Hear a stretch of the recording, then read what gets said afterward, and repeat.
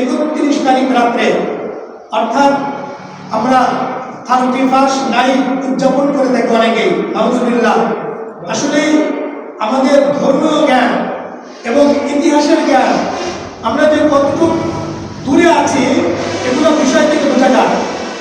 ধর্মীয় জ্ঞান তো নাই বললেই চলে, আবার ইতিহাসের জ্ঞানও আমাদের মধ্যে নাই, যে এগুলো কোত্থেকে আসলো এগুলো আমরা কেউ খেয়াল করি না।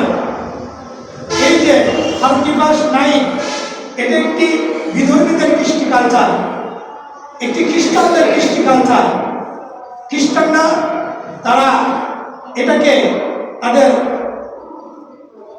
ঈসা আলাইহিস সালামকে তারা যিশু বলে থাকে, যে তার জন্মদিন উপলক্ষে, এবং এজন্য তারা জানুয়ারিকে প্রথম মাস ঘোষণা দিয়েছে এবং এভাবেই তারা উদযাপন শুরু করে দেয় বছরের প্রথম একটি দিনকে। এবং কি তারা জানুস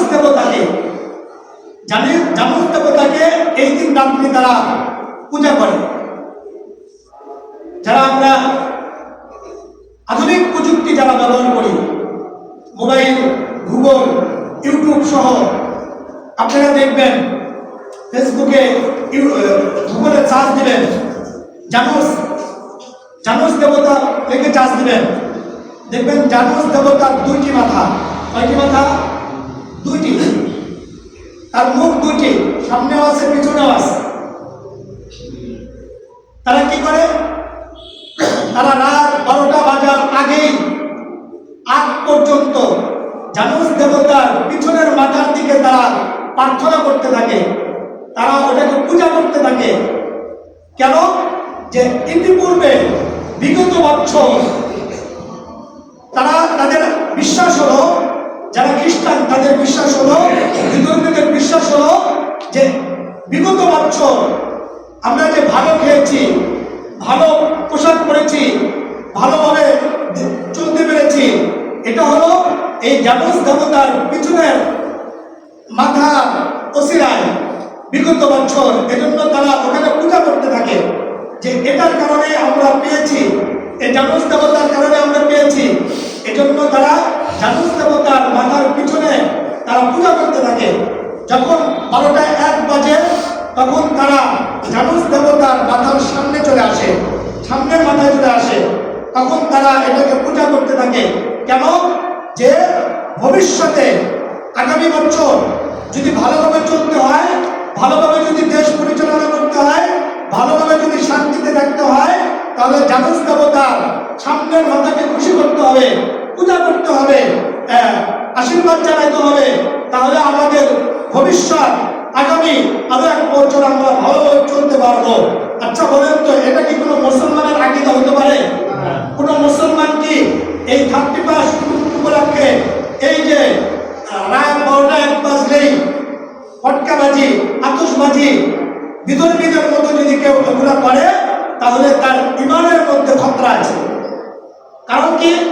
রাসূল কারীম সাল্লাল্লাহু আলাইহি ওয়াসাল্লাম, আবু দাউদ শরীফের মধ্যে একটা হাদিস আছে, হযরত আব্দুল্লাহ ইবনে ওমর রাদিয়াল্লাহু তাআলা আনহু থেকে বর্ণিত। তিনি বলেন, আল্লাহ রাসূল সাল্লাল্লাহু আলাইহি ওয়াসাল্লাম বলেন, মান তাশাব্বাহা বিকওমিন ফাহুয়া মিনহুম। কারো আমল যদি বা কারো কাজকর্ম যদি কোনো অন্য জাতির সাথে মিলে যায়, সাদৃশ্যতা পায়, সেটা ওই জাতির অন্তর্ভুক্ত। তাহলে বলেন তো দেখি, আমাদের আল্লাহ সব কিছু পারেন কিনা? সব কিছু দেনের মালিক কে? হযরত আব্দুল্লাহ ইবনে আব্বাস রাদিয়াল্লাহু তাআলা আনহুকে আল্লাহ রাসূল সাল্লাল্লাহু আলাইহি ওয়াসাল্লাম এই কথা বলেছেন, হে আব্দুল্লাহ ইবনে আব্বাস, হে গোলাম, তুমি শুনে রাখো যে আল্লাহ তাআলার হাতে সবকিছু। অর্থাৎ পুরা পৃথিবীর মানুষ যদি তোমার ক্ষতি করতে চায় আর আল্লাহ যদি তোমার ক্ষতি না করে, তো তোমার কেউ ক্ষতি করতে পারবে না। পুরা পৃথিবীর মানুষ যদি তোমার উপকার করতে চায়, আল্লাহ যদি তোমার উপকার না করে, তাহলে কেউ তোমার উপকার করতে পারবে না। এই বিশ্বাস আমাদের মধ্যে লালন করতে হবে। যেমন গতকালকে এর দৃষ্টান্ত একটি প্রমাণ কিন্তু আমরা পেয়েছি। সেটা কি, যে আমাদের বাংলাদেশেরই এক দলের বড় এক নেতা দীর্ঘ 17 বছর যাবৎ 15-16 বছর যাবৎ লন্ডনে ছিল।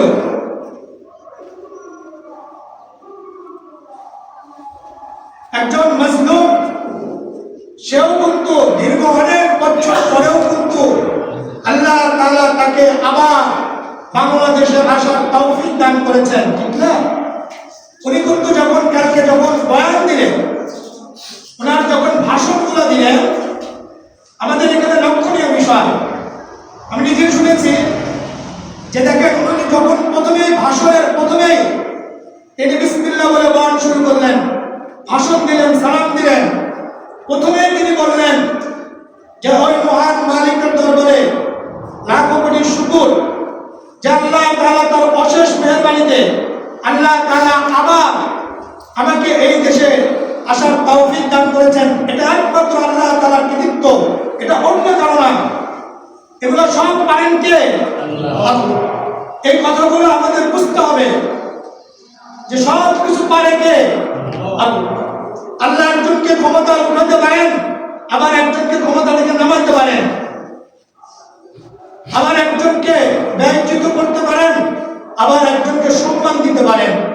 সব কিছু কার হাতে?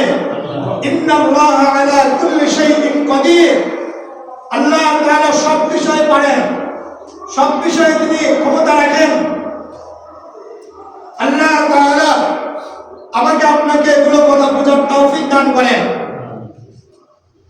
উনি আরেকটি কথা বলেছেন যে আগামীতে যারাই ক্ষমতা আসবে, উনি কিন্তু এটা বলে না যে আমরা ক্ষমতা আসলে এটা করবো, বলছে যারাই ক্ষমতায় আসবে তারাই হযরত মুহাম্মদুর রাসূলুল্লাহ সাল্লাল্লাহু আলাইহি ওয়াসাল্লামের ন্যায় পরায়ণতার ভিত্তিতে আলোকে এই দেশ গড়ব।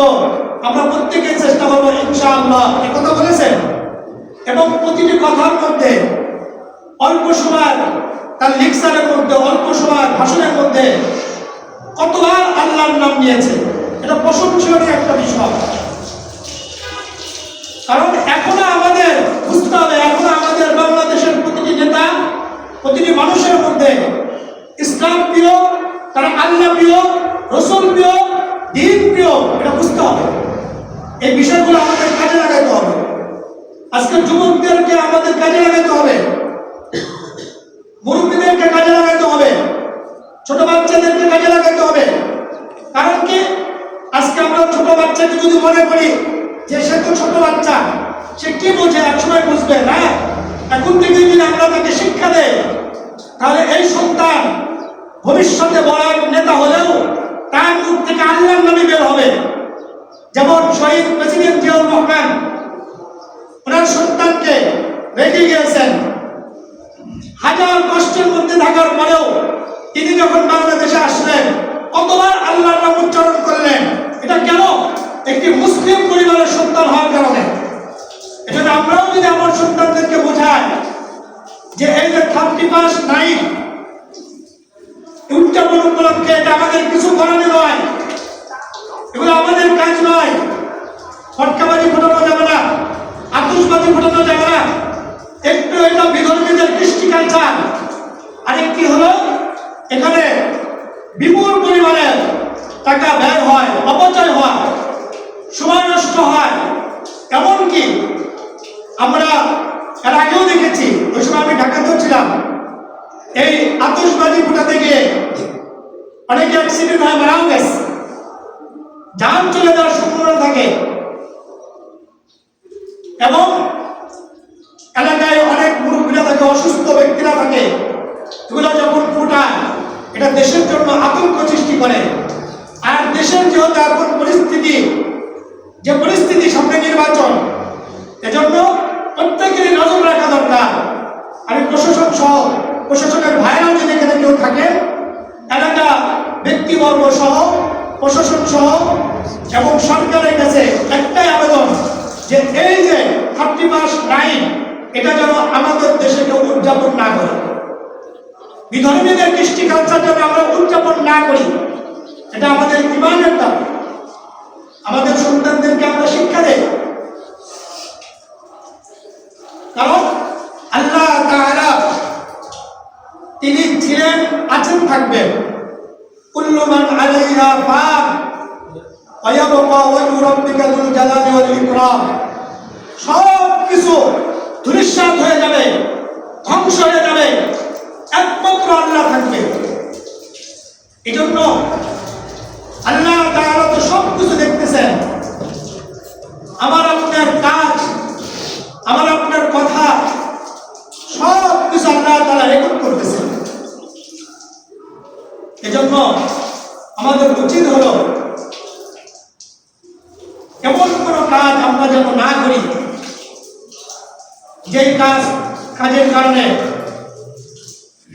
দেশের ক্ষতি হয়, ইসলামের ক্ষতি হয়, জনগণের ক্ষতি হয়, মানুষের কষ্ট হয়। এরকম কোনো কাজ যেন আমরা না করি। আমরা যতই নির্যাতিত হব, যতই মাজলুম হব, পুরা বিশ্ব যদি আমরা ঘুরে দেখি, আমাদের নজরে এটাই আসবে যে আমাদের দেশে যদি শান্তি আনতে চায়, দেশের মধ্যে যদি শান্তি আসতে চায়, একমাত্র আল্লাহর বিধান মোতাবেক যদি আমরা চলি, আল্লাহর রাসূল হযরত মুহাম্মদুর রাসূলুল্লাহ সাল্লাল্লাহু আলাইহি ওয়াসাল্লামের দেখানো পথ, তার সুন্নাহ মোতাবেক যদি আমরা জীবন যাপন করি, তাহলেই আমাদের দেশে শান্তি আসবে। এছাড়া বিকল্প কোনো পদ্ধতিতে শান্তি আসবে না, ঠিক কিনা? কালকে যে ভাই ভাষণ দিয়েছিলেন, উনি তো আর 1-2 বছরের রিসার্চ করে নাই, উনি তো দীর্ঘ 1 যুগ বাইরে থেকেছিলেন। অনেক বিধর্মীদেরও রাজনীতিক দেখেছেন, বাংলাদেশের রাজনীতিক দেখেছেন, এবং বাংলাদেশের যে পরিস্থিতি, এই পরিস্থিতি নিয়ে উনি একজন রাজনীতিবিদ, তিনিও ভাবেন, এ বিষয়ে চিন্তা ভাবনা করেছেন। তো সর্বশেষ উনি একটা নতিজা বের করেছেন যে যদি শান্তি আসতে হয়, তো এই দেশে যদি শান্তি আসতে হয়, এই দেশে যদি আমরা শান্তিতে বসবাস করতে চাই, তাহলে যেই ক্ষমতা আসবে, ওই ক্ষমতা আসার সঙ্গে সঙ্গে হযরত মুহাম্মদুর রাসূলুল্লাহ সাল্লাল্লাহু আলাইহি সাল্লামের ন্যায় পরায়ণতার আলোকে, ইসলামের আলোকে দেশ পরিচালনা করতে হবে, তার বিকল্প কোনো রাস্তা নাই, ঠিক কিনা? এই কথাটা অনেক সুন্দর, তাকে বাহবা দেয় যে আমাদের যোগ্য, উত্তরবঙ্গের যোগ্য সন্তান, বাংলাদেশের যোগ্য একজন সন্তান বুঝতে পেরেছে, সে যে দলের হোক না কেন, সে একজন মুসলিম। আমি আর আপনার প্রত্যেকেই মুসলিম, এটা আমার বোঝা দরকার যে আমাদের দেশে যদি শান্তি আসতে হয়, একমাত্র ইসলামের মাধ্যমে শান্তি আসবে, আল্লাহর বিধান মানার মাধ্যমে শান্তি আসবে, হযরত মুহাম্মদুর রাসূলুল্লাহ সাল্লাল্লাহু আলাইহি ওয়াসাল্লামের শরীয়ত মানার মাধ্যমে শান্তি আসবে।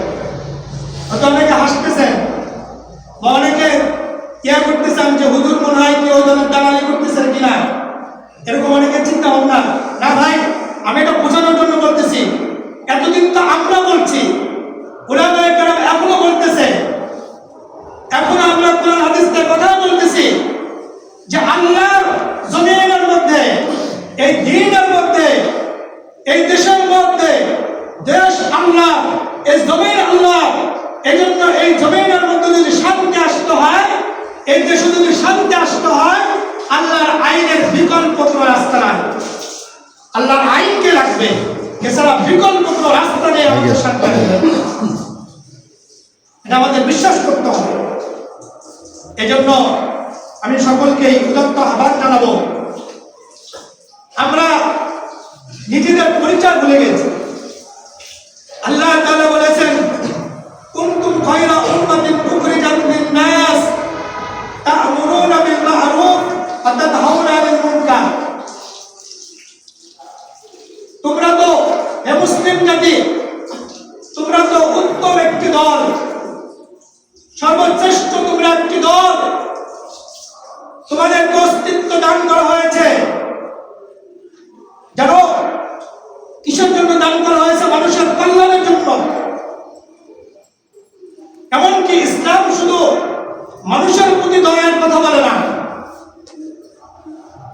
একটি কুকুর একটি বিড়ালের উপরে দয়ার কথা বলা হয়, ইসলাম প্রতিটি পানির উপর দয়ার কথা বলে। বুখারীর হাদিসের মধ্যে আছে এক বিধর্মী, বুখারী হাদিসের মধ্যে আছে, বিধর্মী নয়, একজন বনী ইসরাইলের মধ্যে একজন মহিলা ছিল, যে মহিলা অনেক পাপ কাজে লিপ্ত ছিল।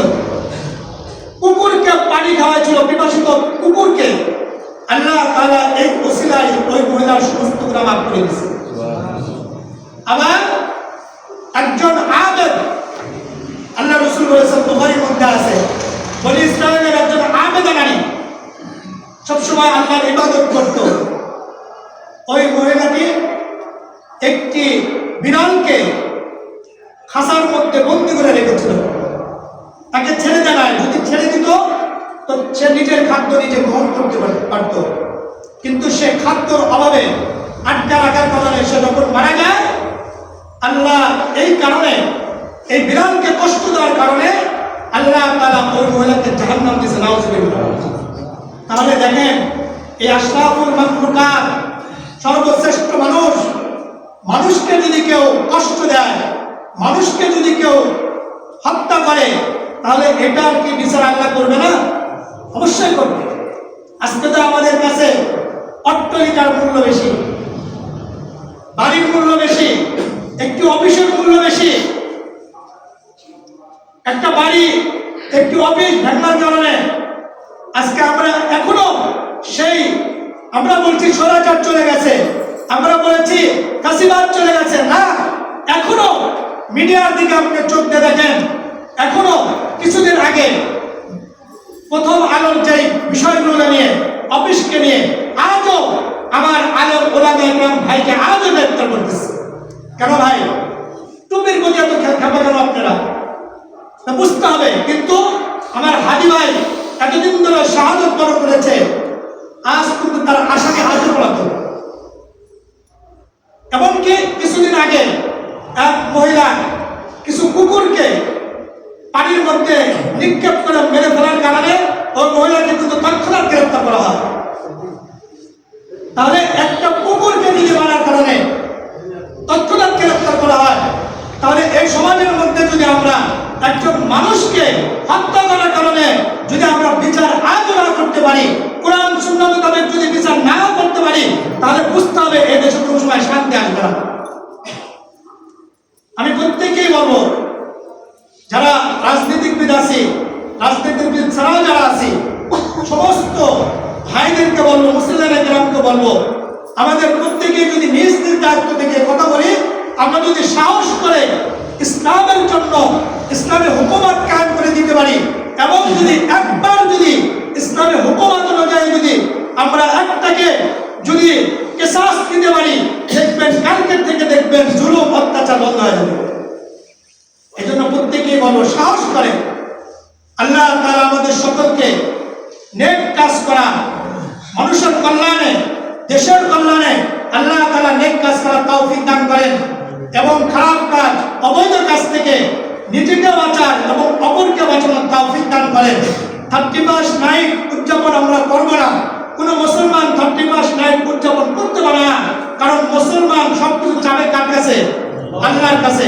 আমাদের ভাগ্য পরিবর্তন করবে কে? আল্লাহ। কোনো দল আমাদের ভাগ্য পরিবর্তন করতে পারবে না, কোনো মানুষ